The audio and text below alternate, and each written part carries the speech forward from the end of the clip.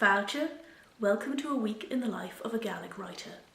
Or perhaps this week I should say, of an English writer, because I'm about to publish a book in English. It'll be coming out in the next few days. I'm just tweaking the files, trying to make all my final changes before I upload it to the Kindle and Kobo platforms. It's an ebook only, and the title is Portrait of an Unknown Woman and Other Stories. Now, I know I've been talking about my next novel, which is An Ballach Beca Geiste Dorsen. That's coming out in March. No change there, that's still the plan.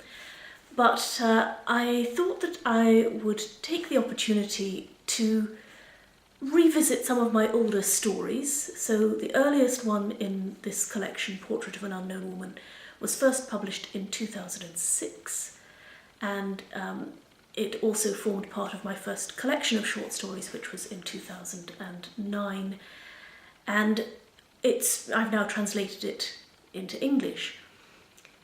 I have in the past been sort of reluctant to translate, and some people have said, when are you ever going to write something in English? All your stuff's in Gaelic, nobody can read it.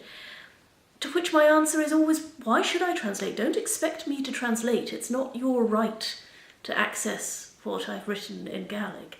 So there's a political reason, I think, for waiting this long before translating any of it into English. There are 3 stories in it that were written first in English, and of which there is no Gaelic version.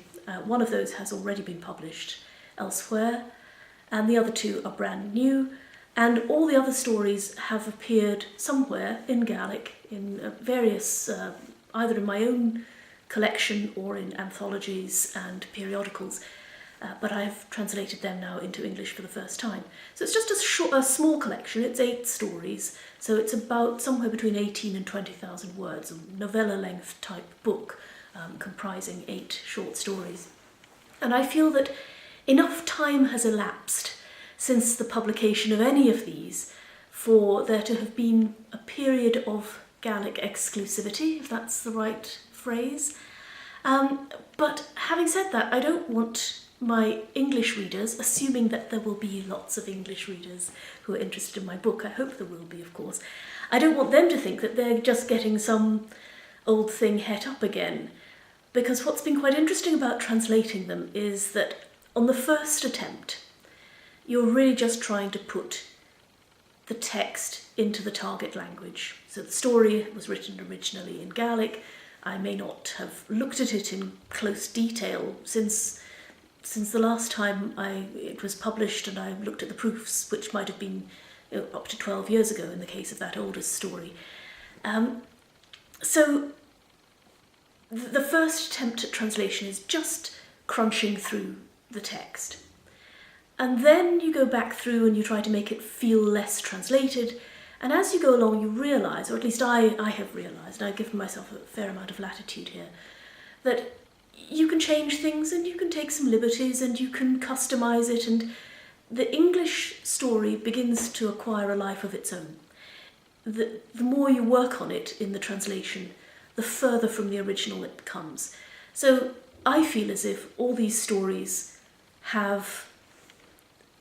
the English version of them is a separate project. And I think I mentioned a couple of videos ago that I had discovered errors, not just spelling mistakes, but logical errors in the structure of the story, and you think, that can't be the case because later on they say this thing.